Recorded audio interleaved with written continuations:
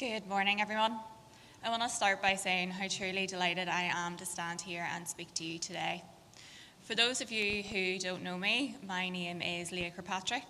I'm 33 years old, recently married, and a proud mum of two beautiful girls, aged 12 and 10. I've been a member of our party for about 10 years, and for 6 of those, I've served as an elected representative. I first did an election in 2019 with no real expectation of ever being elected, but here I am now in my second term representing the Antrim DEA.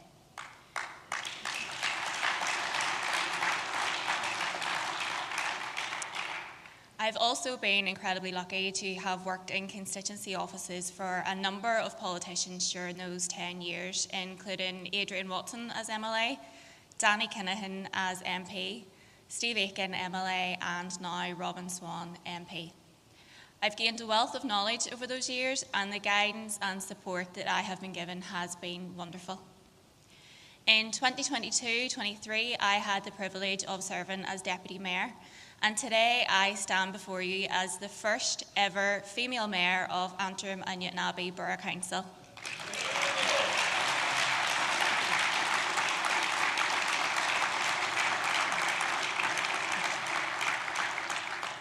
It's an honour I don't take lightly.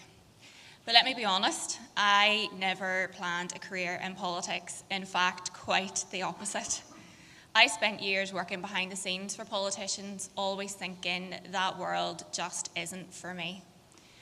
I studied politics and criminology at the University of Ulster, so yes, I understood the political structures and theories, but what I lacked back then was the confidence and self-belief to stand up and say, I belong in this space too.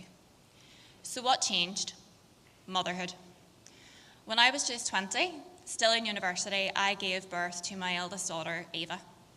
A few months in, it became clear that she was developing differently from other children. And by the age of 2, Eva was diagnosed with severe autism and learning difficulties. Later came a diagnosis of ADHD and other complex behavioural needs. Today, Eva is almost 13. She's non-verbal and will never be able to live independently, but she is the strongest person I know. In those early years, I was juggling everything, chasing a diagnosis for Eva, attending lectures, writing my dissertation, working part-time, and trying to build a future. My husband and I both come from working class backgrounds, so there wasn't much financial support, and there were tough days, really tough days. When I look back, it wasn't my politics degree that prepared me for this role, it was life. My life experience is what fuels my passion and purpose in politics today. It showed me that working class female voices are underrepresented and desperately needed. I've been that girl with anxiety trying to survive school. I've been that 19-year-old pregnant student working to get on the property ladder. I've been that mother hearing a life-changing diagnosis for her child and not knowing where to turn. And I've also been the caregiver whose grief turned into grit. So I ask, why? Why aren't more women like me stepping into public life? And it's a serious question we need to keep asking. Why are so many capable women watching from the sidelines and believing that politics isn't a space for them? And let me share just a few reasons I believe this happens. Firstly, misogyny still exists, loudly and publicly. We all know it does, and many female representatives have called it out and still continue to do so. After I was elected, one of the very first comments I received was, she only got in because she's young and she's blonde. And I still see comments about my hair, how I dress, things that have absolutely nothing to do with my ability or my impact. And I know that I'm not alone in this. Too often, women in public life are judged on their appearance instead of their achievements. Second, society still expects mothers to work like they don't have children and parent like they don't have a job. I've raised it time and time again at meetings and events that are often scheduled in ways that are completely unrealistic for working parents. that's not just inconvenient, it's exclusionary. It's time for people to realise that those 8:30 a.m. business breakfasts directly clash with a school run. And those late night meetings mean missing bedtime routines, all things that add so much stress to parents who are already trying to keep so many plates spinning. My greatest achievement in life will always be my family. And I did have concerns about how I would balance family life with the responsibility of being mayor. There's always that lingering fear of letting the borough down by missing events or disrupting council business due to my schedule. But I soon realised that I didn't need to change who I was. I needed to be the change. Someone like me had to step into this role because if not now, then when would that change ever come? And that's one of the main reasons I took on the role. Yes, it's an immense honour, but more importantly, I knew that there were other women out there who might see themselves in me. I wanted them to know that they belong here too.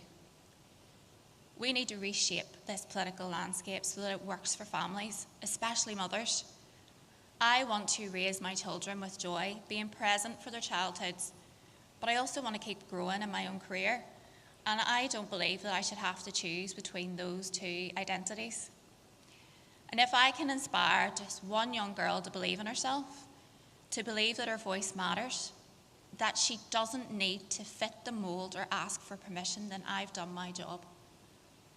We need to let young females know that public life isn't just open to them, but their voices matter, their ambitions should know no limits, and that they too can make a difference. Because public life needs them. It needs younger voices, female voices, working class voices, mothers and caregivers, people with real stories, real grit, and real passion to make things better. For too long, women have been underrepresented. Mothers have been underrepresented.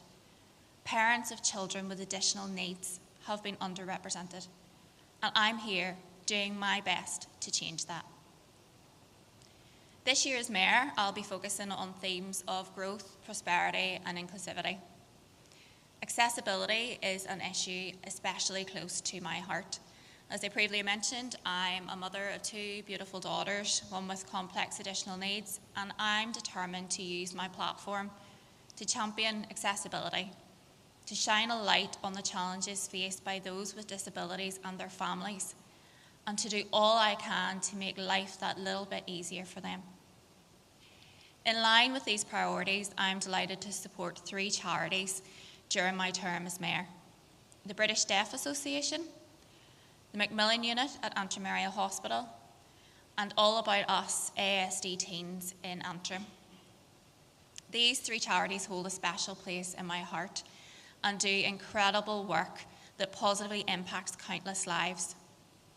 I've had personal experience with each of them over the years, giving me first-hand insight into just how truly remarkable they are. I come from a working class background and I'm incredibly proud of that.